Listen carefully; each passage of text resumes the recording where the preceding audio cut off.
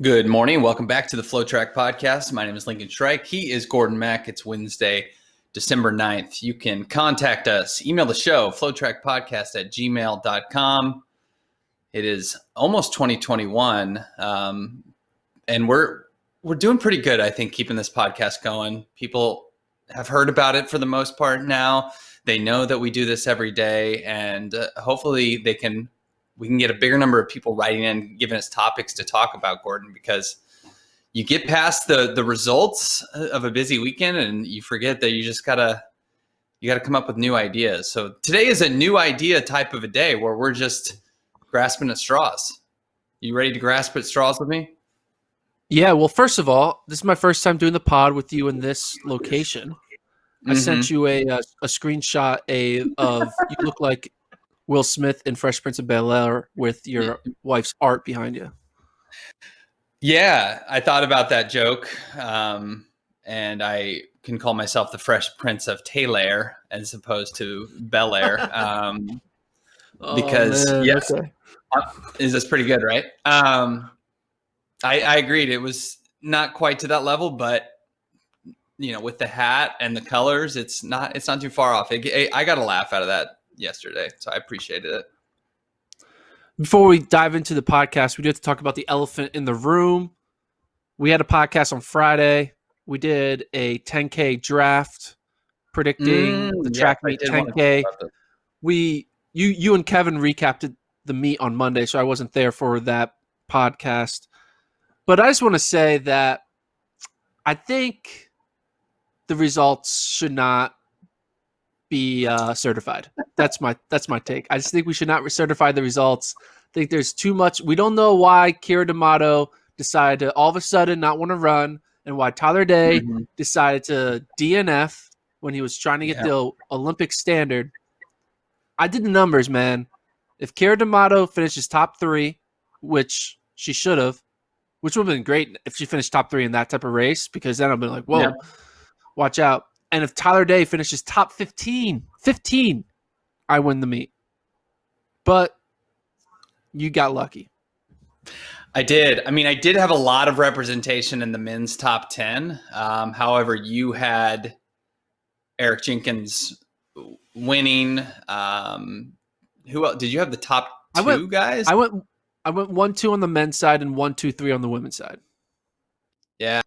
Yeah, you did lose by default there. There's not going to hide behind that. However, I did pretty good with some of my later round picks. Some guys coming into the top 10 that maybe we didn't predict. So I'll take the victory, It wasn't my best day, but you should have known that Kira D'Amato wasn't going to show up, You should have You needed to have better sources out there, and Tyler Day wasn't going to run 25 laps. I'm sorry. Victory is still a victory. And the crazy thing is, you're breaking up a bit, but the crazy thing is I picked Tyler Day before Wesley Kiptoo because I was like, I want to make sure I get Tyler Day. I know he's going to be a solid top 5 guy. The one guy I chose to put priority over, which was Tyler Day, is the one guy who decided to DNF. So I don't know, man. We were tied after the women's race. It was 37 points to 37 points. We were tied, even though my number 1 pick was a DNS after the first round. But then the men, you just had all the guys finishing 4, 5, 6, 7, 8, 9. Yeah. Anyway, what's the beer of preference that you are going to request for this bet? Well, I still haven't paid you for the Joshua Cheptegei bet, so I have to. The thing is, if I can't, in good conscience, accept the beer unless I pay you the $26.17. So in a sense, I'd just be buying myself the beer. So just buy a beer that's more than $26, so you get a little discount. Buy like a $30 beer. Just get you to. I'll take a keg of no. That's a good question. I'm prone to the Fireman's beer. I don't know if people outside of Austin are familiar with that. The 4 on the can. It's red. I like that one. But maybe I should just ask you for Blue Moon because I know that'd be painful for you to see go, leave your possession because you like Blue Moon so much. Yeah, that's true. I don't think it works that way. I don't think something that I like having to. I know there's more Blue Moon out there to be drunk, so like I don't think I'm like, oh no, the last Blue Moon is going to Lincoln. Like, what am I gonna do? I'm not that emotionally attached to certain beverage. It wasn't my best laid joke there. I don't know. Sorry.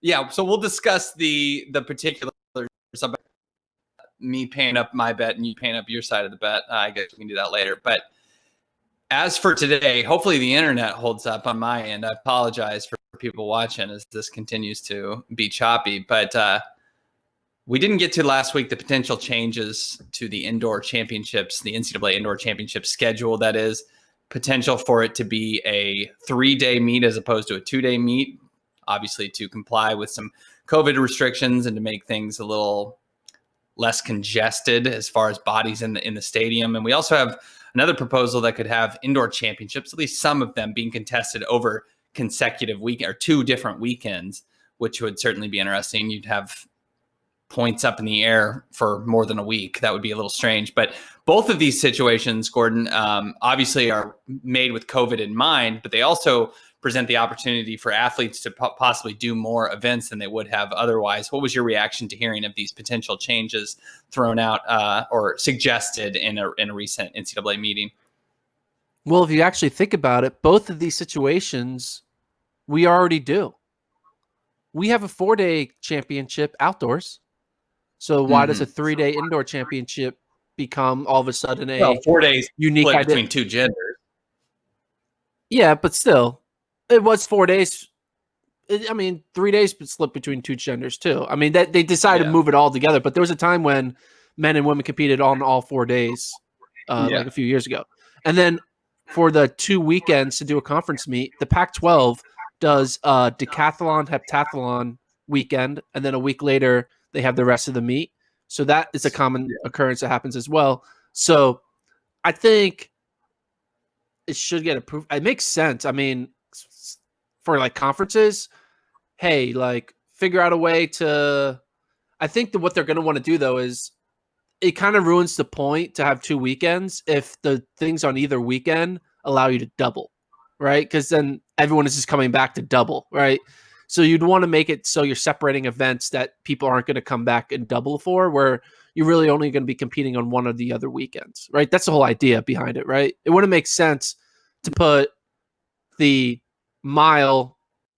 What's a common double? For indoors, 3K, 5K. It wouldn't make sense to put the 3K on one weekend and the 5K on the other weekend because then you're just there both weekends, right? Yeah. Because it's not for doubling purpose. It's for limiting the number of people in the building that day. So I think it might be like, hey, distance events and horizontal events, jumps, and then like throws and sprints. Like I think they might do something like that. They should do it. A positive side effect is that people should be able to do more events. That they, I don't know. That would be I would be fan for splitting up the sprint events and the distance events and be like, but then what are we doing? So the 60 is day one and I don't know, having fun. The 60 is day one and the 5Ks, I don't know, and like the mile, the 5K and the 3K are all different days or something. That'd be cool. But that'd be cool. But the whole idea is to make less people in the building. And if you're just going to make it so we can have the same amount of people in the building multiple times, we're just creating more meets. Like that doesn't make any sense. It only makes sense if you're splitting it up for the purposes of not having, say you have 500 people. You don't want 500 people both weekends. You want 250 both weekends. So that's what I think about that. I mean, if they do end up splitting it up and they make it so it's easy to double, it would be like, what are we doing? Why don't you just have us all on the same weekend? Because the same amount of people are coming, you didn't limit the size. Anyway, but moving over to the NCAA situation, I think that's the bigger one because I wonder if it's going to be a Thursday, Friday, Saturday meet or a Friday, Saturday, Sunday meet? What do you think they would do? I would estimate that it would be a Friday, Saturday, Sunday meet. I just, for whatever reason, think getting it as close to the weekend, filling it up on the weekend is preferable. Although it's a TV schedule situation, there's not a ton of major sports going on in March, obviously, and I don't think ESPN has I mean, it would depend on like if ESPN has college basketball that day. The networks are going to determine when, ESPN will determine what's best for their programming. I think they'll have the biggest say. So I could see it either way. I mean, the best case I think for fans would be obviously Friday, Saturday, Sunday, but there's a chance it could be Thursday, Friday, Saturday if they do this, just simply because there could be other events that ESPN has going on they don't want to conflict with. I don't know that, obviously, but I just, we shall see. Neither one would surprise me more than the other. Just simply the uniqueness of it would be, I don't know, different. Why would you think they would do it Sunday? Because the cross country meets on Monday. So, and it's are you expecting people to compete on Sunday and then drive that night to Monday? I forgot about it. I wasn't looking through it that prism. I keep forgetting this strange world we live in, that there's going to be a cross country meet 2 days later, not just a cross country meet, the cross country meet. No, that's a good point. They would, I guess, have to do it Thursday, Friday, Saturday in that case, right? They would absolutely have to. Why can't they just have cross country just like 5 days later? I don't. Anyways, that's just neither here nor there. Why does it have to be 2 days later? Yeah, I think that was something that some of the coaches were upset about. But hey, people are just going to. It's hard. I think in our sport, especially at the NCAA level, it's hard to get decisions made because you need so many people to agree to it, and sometimes Absolutely. Change is harder. So I think in this situation, they looked at that Monday as the latest you can do a cross country meet for some reason, because once you go past it, then all of a sudden you're in the outdoor season. I don't know. Right. They should have just done like cross country. Yeah, I don't know. Could they not have had an earlier indoor meet? I don't know. I mean, well, maybe they were thinking indoors early March or something. Yeah. Maybe they were thinking like you only need one plane ticket because they're so you fly into Arkansas on 2-hour drive Thursday and you fly out of Stillwater on Tuesday. So you only need one plane trip. Whereas if it's 5 days later, you might have to come in and back out. So that's a good point. That is, you're legit. That's why I keep you around. The logistics that makes tons of sense. Because what is the drive? Have you mapped out the drive from Arkansas to Stillwater? I haven't mapped it out, but I think it's only a few hours. I don't think it's that bad. Oh, okay.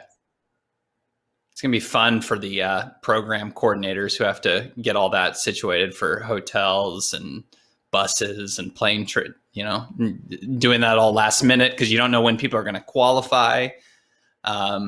Anyways, yeah, I'm just glad I'm not in that person's position. Yeah, speaking of being a coordinator, wasn't like Isaac Wood, BYU director of ops, wasn't the one thing he was worried about most at NCAAs was like coordinating the sandwich order, like after NCAAs, because like all this chaos is happening. There's just one, but then they need to find a way to place to eat, so they have to get a sandwich order in time because then they have to like fly home or whatever. And I remember that was like the one thing that people don't think about is like, hey, like you're responsible for feeding like 25 people. And like, you can't just like call one place and be like, hey, give me 25 things. You need to kind of think ahead. And if you're in the middle of a championship meet, you may be thinking about, hey, we just won a national title. I'm not really thinking about, ham or cheese. So I just thought, I mean, that's the coordination of hotel stays and the driving and the rental car. Like what if they run out of rental cars in Fayetteville, and then all of a sudden they're going to have a team hitchhike their way to Stillwater? That'll make for some good content. Which team do you think will be able to best hitchhike? Mm-hmm. I don't think NAU, they've got a lot of long haired dudes that are kind of freaky looking. So you got to watch out for them. They look like they're from the mountains. People might be hesitant to pick them up. No, I'm just kidding. Probably BYU, Yeah, right? They'll be super friendly. They'll be like, "Hey guys," they make friends with someone at the mall and be like, "Hey, can you? We have this thing we have to get to in Stillwater. You mind driving us?" Sure. Do you think it's what's going to be like? Is indoors coming before cross country? Does that make it easier for distance runners, or would you rather run cross country before running track? Like, is the position is running a 5K and then cross country easier? I think of like, the old saying, like when you're drinking, like beer before liquor, you never been sicker, but liquor before beer, you're in the clear, which may not be true, but it's like, is there an easier way? Is the order of it matter as far as fatigue is concerned? Like if you run a 3K, 5K double and then 2 days later run cross country, is that easier than running cross country and then 2 days later running a 3K, 5K double? Well, I think having cross country second is better because think about the idea of like running a cross country race. I know it might not be this situation in Stillwater, but like the elements, like you're like, it could be raining, it could be cold, you could be covered in mud. Yeah. Like you're going to be like sick the afterwards. After a cross country race, the one thing you want to do is you just want to go inside where it's warm, curl up in a ball and cry, right? Not cry, but maybe some teams cried and some athletes cried. Yeah. But like you're just like exhausted, right? Because it's just like the elements of putting all your energy out there and you're not really in an air conditioned environment. I think to come back from that and then be like, all right, wake up early. We got a track meet we got to run. You'll be like, no, screw that. I need time off. So I think the elements factor of what a cross country race brings makes it want to be second. The grand finale of my long weekend of running, in my opinion.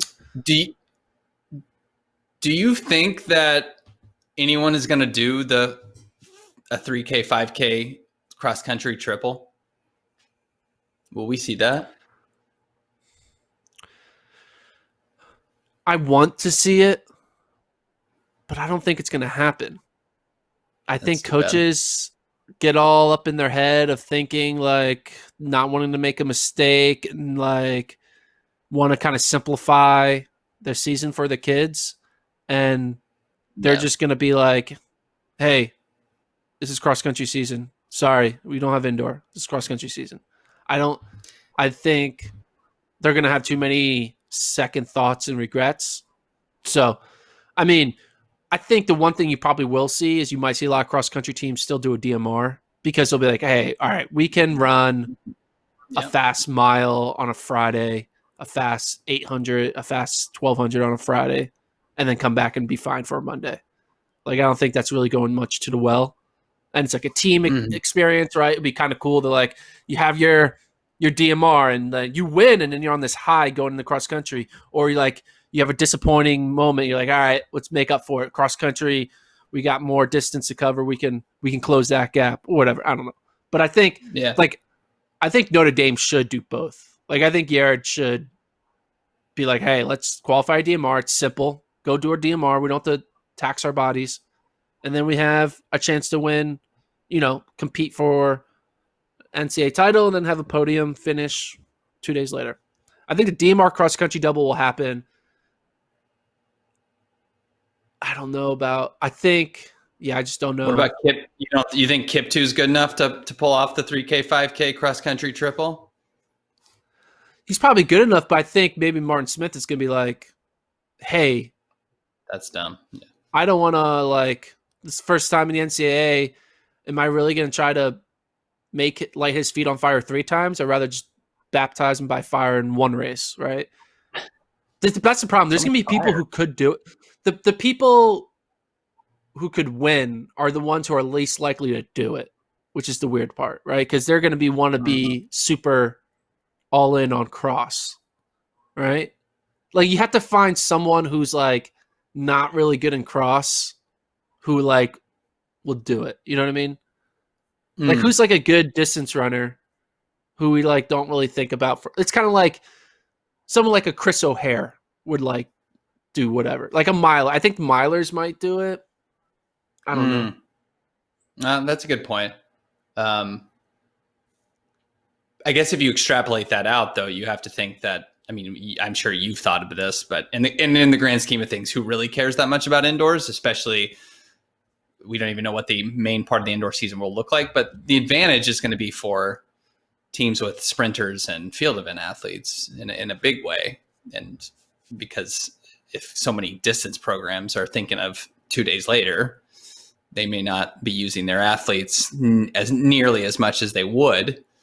And therefore that gives advantage maybe to, I don't know, to a Florida, to a Texas Tech, to some of those other programs that aren't thinking at all about cross country. I'm sure you've already discussed this, but I don't know. I guess it's just hitting my brain for the first time. Yeah. The main thing is you kind of want those big like sprint programs to just have like one guy who's like a 401 miler who in any other time, that 401 miler is not making the meet. But maybe in this world, the 401 miler all of a sudden can become a national scorer. And you're like, oh, sweet.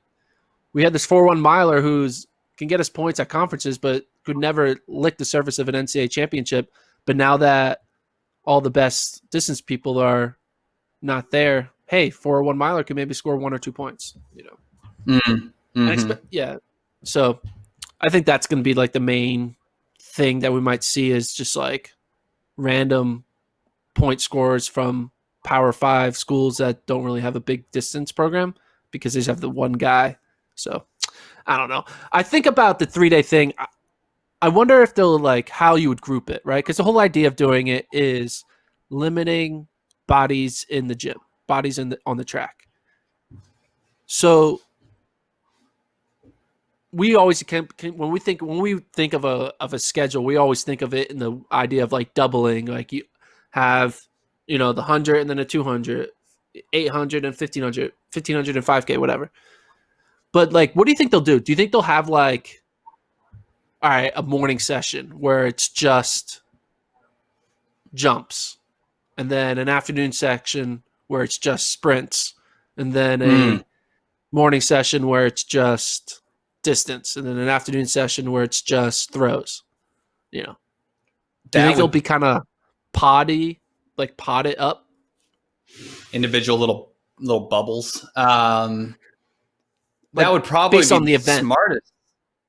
Yeah, that would be the smartest thing. I don't know about televising that, but I'm sure that's not a huge consideration at this point. They're just trying to figure out how to make the meet go without, having as many bodies together as they normally would. Yeah, I could see like the field events, having their own section, and then they bring in, the distance races, and they clear out the middle of the track. And so, yeah, I could see certainly that's the case where they're going to have morning and afternoon, or morning and night to limit that. I can't envision it 100% right now, but I don't think it's just going to be like, oh, we're just going to, trickle a few other events to the last day, and it's going to be status quo like the way it normally goes for the rest. No, it's going to be broken up and really, really evenly spread out, a thin layer of butter across the toast there, if you will, for the best possible outcome. I don't know. We don't even really know what March is going to look like. Who knows? I mean, probably not, but we may all be vaccinated. Well, those of us who will take the vaccine, we may all be vaccinated by then. Maybe this will be a moot point, but in any case, different. Yeah, I think the thing about this is there might be a side effect that happens if this is pulled off. One thing I don't like about the way we do track meets is the overlapping of events. Like, one, I think there's too many events. That's a whole nother world. But like the idea that we're supposed to be watching a track race and also keeping track of who's winning the shot put at the same time is not a good, like, that's not how you should consume sports. You shouldn't be having to follow two things at once. Only real So ones. what I think is it will make the team battle a lot more easier to tell the story because nothing is happening overlapping. And one thing, like, it will just be all right, we're watching the shot put right now. there's nothing else going on. It's time to watch the shot put. Okay, now we're watching the 60. Now we're watching the triple jump, and it's not everything's happening all at once, And I think it might be good to kind of see that presentation without overlapping. The problem is you can't normally do that because typically a field event takes 90 minutes. So like back to back 90 minutes, all of a sudden it's taking you years to watch a track meet. They have to overlap it because you have to do 18, 90-minute sections. It's a lot. It's a long Game of Thrones binge. So, but I think it would be cool. I think it'll be cool if it's like, hey, like they kind of did it at World Indoors in 2016 where they just had the pole vault that one night. It was just a men's and women's pole vault, right? It wasn't. It just happened. I think they might do that. I think it's like, hey, from 9 to 10, we're gonna have the shot put, right, and then from 10 to 11, we're gonna have the triple jumps. Like, I think it'll be kind of cool. Here, my thing is, yeah, go ahead. If a world is happening where there's pods where like, hey, we're doing field events and then sprint events and then mid distance and then distance, is there any athlete that you can think about that will get screwed over by this formula? Like where is it going to be like some like crossover long jump sprinter? I don't know. Like what would be the person who gets screwed over by not having a typical track schedule? I'm trying to think. I don't know. We don't know what it is. Like a horizontal and vertical jumper, like the LSU kid. Maybe if they're doing both events at the same time, the high jump and the long jump. What was his name? Javon Harrison or was it Rayvon Gray? I can't remember. I can always forget who's who, but maybe that person. But we have no idea how they're going to break this down. I think they're going to try to be sympathetic to the fact that people do multiple field events and do multiple distance events and aren't just gonna, and that's the way the event goes. And, obviously multiple sprint events too, whoever's in the 60s likely to be in the 200 and vice versa. So that in that scenario, I think,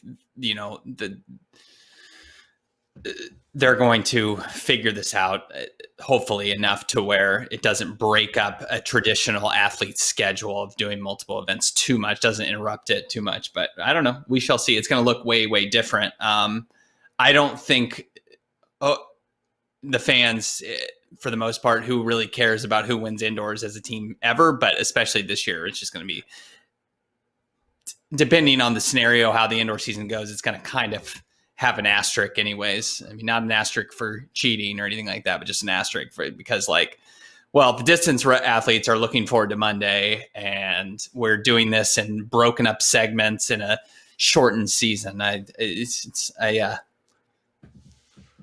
Indoors is winning indoors is never that big of a deal, but it's probably not gonna be that big of a deal in 2021 based on how we're having to operate.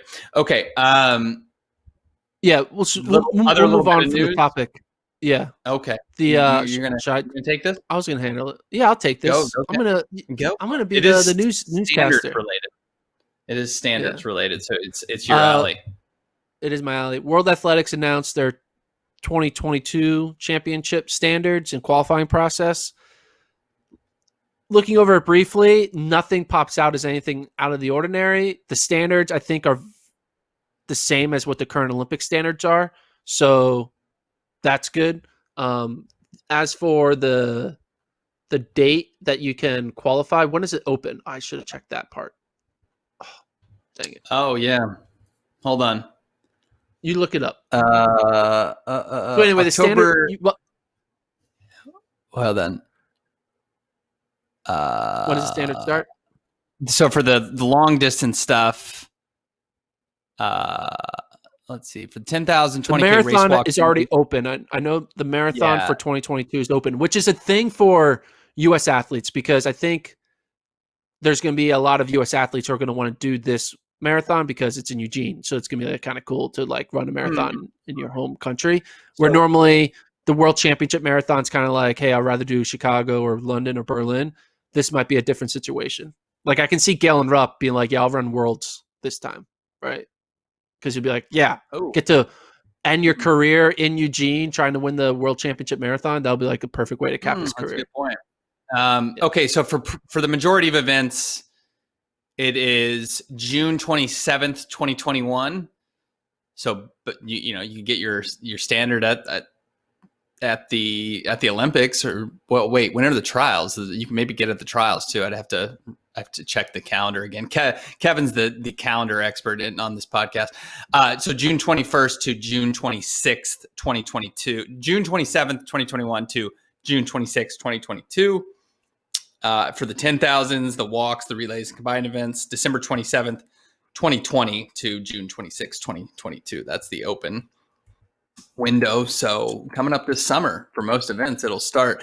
And so looking the at 10K, the numbers, the they 10K appear to isn't be open yet. No, not till Okay. yeah, which is a little weird. You could have if they would have opened it early, like a month earlier, a lot of these people would have the 2022 standards as well, but not the case. December 27th. So these athletes that just ran standards will have to do it again some other time, which they're probably not concerned about. Most people are worried about the Olympics at this point, not the 2022 world but champs. think about this. Who's thinking about the world champs is Christian Coleman, because he's like, well, that's my next big meet, so I gotta be worried about hitting the standard. No, he's already there. I'm just kidding. But so if that track meet wasn't held on December 4th and it was held instead on December 28th, those people would have been able to double dip their 10K standards. What could have been? Okay. What could have been? Looking at the qualifying process is very similar. World Championship standard, right? I think it's the exact same. Exact same. There are buys for the 2019 World Champ and the 2021 Diamond League Champ. So this year's Diamond League champion will have a buy. And looking at the buys, USA is going to have a shit ton of events where they get to send 4 people. Sorry. Let's go through the list and tell me if you like the good. There's a 100% chance they'll have a buy because they're defending world champ. But then tell me what you think the odds of an American winning the Diamond League in that event. So in the 100, we have a buy because Christian Coleman's defending champ. The 200, we have a buy. Noah Lyles defending champ. 400, we don't have a buy. Probably Michael Norman or Fred Curley wins the Diamond League, right? They're most likely have a buy in the 400. 800, we have a buy. Donovan Brazier. 1500, probably won't get the buy. 5K, maybe Chalimo wins the Diamond League, but probably not right now. He hasn't shown it yet. 10K, event doesn't exist. Marathon, no. 110 hurdle, we have a buy. 400 hurdles, maybe possible. Warholm, that's possible. Steeple, not right now. Probably not. And then high jump, no. Pole vault, we have a buy. Sam Kendricks won. Long jump, I mean, we probably could because Jeff Henderson was second at Worlds. Triple jump, Christian Taylor has a buy. Shot put, Joe Kovacs has the buy. Discus, javelin, hammer, we probably won't get it. But so on the men, and then combined events, no. So on the men's side, shot put, triple jump, pole vault, hurdle, 8, 2, 1. We already have 7 buys. And probably with the potential to get 2 to 3 more, being the 400 hurdle and the long jump. That's crazy. That's a lot of events to get to be able to send 4 men. A lot of bodies. So it's good to and if they take events. If they take up your idea of scoring the meet, Team USA is going to have a lot of scoring opportunities there at the World Champs. Go Team USA. Yeah. And then on the women's side, we don't really have anything. 100, 200, 400, 800, 1500, 5K, 10K, nothing. But you could see a 800-meter champ, right? You could see Ajay or Raven winning. 1500, you could see Shelby winning. 5K, I could see Shelby winning. So there are opportunities. We do, though, have 100 hurdle, 400 hurdle, because Ali and Muhammad won.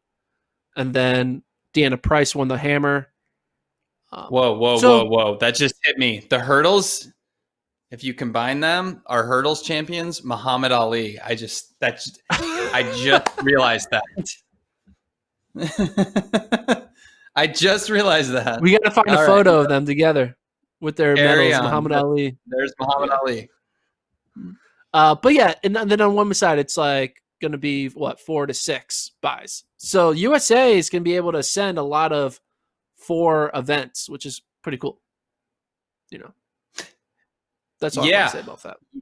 I have not been the person looking past the Tokyo Olympics. I realize that it'll be cool to have a home world champs, but I just haven't been thinking too much about it. But then you realize, well, it's about to be 2021, and then we're just a year away. It's going to come up quick. Obviously, we're going to have back global championships in track and field coming up. It's going to be a nice little run here.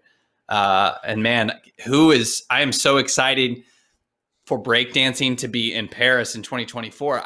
What you guys didn't talk about yesterday is the possibility of crossover at track and field and breakdancing athletes. I think if Ezekiel Kimboy, if he's still around, he could do the steeple breakdancing double. Noah Lyles, maybe the 4x1 and breakdancing. A lot of potential there for some gold medals. No one's ever done that in history.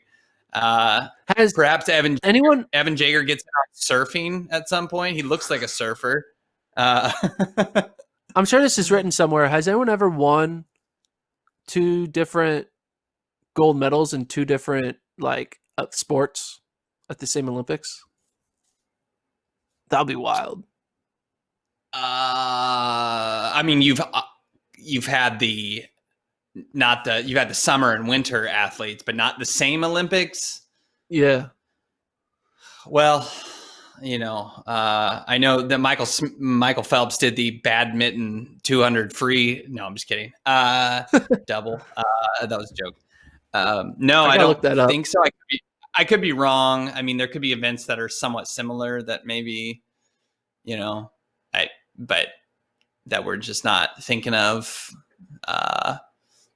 No, I highly doubt that. That would seem tough. Maybe LeBron enters the long jump or something. What are you finding? Okay, so there are people. Oh, so really? There's. Is it like in the 1920s though? 1896, someone won a gymnastics and wrestling title. So okay, I'm trying. They have some swimming and water polo, but I feel like that doesn't count. There you go. There you go. But gymnastics and wrestling was a crossover. Let's do volleyball, beach volleyball. That doesn't count. Okay, equestrian and gymnastics. That's pretty interesting. Equestrian, so they ride horses and they can ride and stand on the balance beam. Gymnastics and athletics. 1896. Okay, we're still in the 1900s. Shout out to the athletics 19th and century. Rugby. There was a track athlete who played in rugby. There you go. Gymnastics and tug of war. Do you know tug of war was an Olympic sport? Do you know that? Tug of war was an Olympic sport. I mean, I'm not even kidding. Yeah, I could take that a little bit more seriously than maybe breakdancing. Although, again, if Ezekiel Kimboy does the steeple breakdancing double, I will take it much more seriously. There's athletics and tennis. That's 1896. Trying to see. Man, 1896 was the year of the crossover athlete. Okay, let's find. So Lauren Williams, but athletics and bobsled, but that's 2 different seasons. That, yeah. Years. Yeah, it's trying to find someone who. I don't think it happens. I think people are a little bit more specialized than 1896 when the car hadn't been invented yet. I just feel like, is there a really easy summer sport that Noah Lyles could just do just to be the first one to ever do it? What would be an easy sport that one of our top, track athletes could do in the Olympic sports? Let's look up. What are the Olympic sports right now? Maybe we can talk about this on another pod. I mean, I think breakdancing would have to be up there. Is it like team breakdancing or is it like individual breakdancing? Tag team. Is this Tag like team breakdancing. I don't know. it's team breakdancing? So it's like going to be I like, just so feel you like think you can dance? if you are the breakdancing committee, the IOBDC International Breakdancing Committee, I think wouldn't you want to have like Noah Lyles be like, yeah, so you could like have like for publicity, right? It would look good to have like let Michael Phelps come back and like try to be in it, just Usain Bolt. They gotta get Usain Bolt. How great would it be if Usain Bolt? It's like I'm back. He just takes a picture of I'm back. It's a picture of the Tokyo Olympic rings, and everyone's like, holy shit, right? And he waits like 20 minutes, lets all the bloggers post the blogs like Usain Bolt's back. Everyone let it, and then it's just a picture of him in like a Run DMC outfit, ready to, and his cardboard piece of paper, and he's ready to enter the breakdancing Olympics. That would be the greatest thing. He should do it on April 1st. He 100% needs to do that. That'd be hilarious. Yeah, people would buy that because people somehow fall for April Fools every single year. I would be for that. I would be for him legitimately doing that. I think we're probably not giving it enough credit. I think there's been some dancers in waiting who have just been like, finally, it's my time to be an Olympian. Well, do they breakdancing have a breakdancing definitely trials? acrobatic. Yeah. Are they going to have the hardest team to make, the breakdancing team?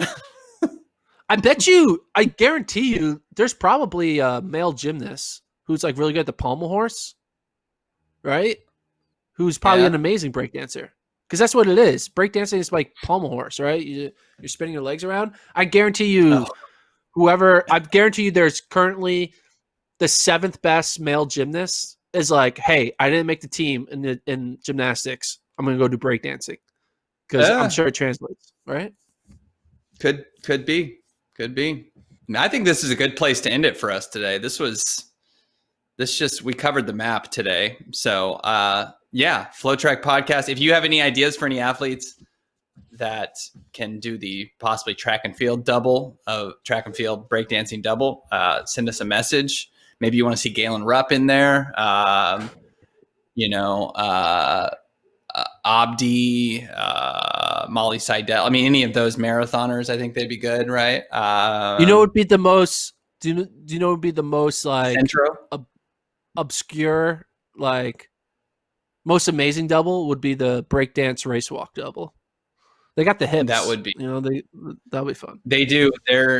They're not going to be maybe as stiff as some distance runners, right? They're just they warm up. I want to see somebody warm up into the breakdancing arena while race walking. They can walk 30 miles at 6-minute pace and chicka chicka chicka Slim Shady. No, I'm just kidding. Okay. Yeah, it's got really lame. Okay. FloTrackPodcast@gmail.com is our email address. Tomorrow, which we will record today, we have a special guest, me and Kevin. And we will see you then for our little guest episode, which we haven't had in a while. We'll see you then.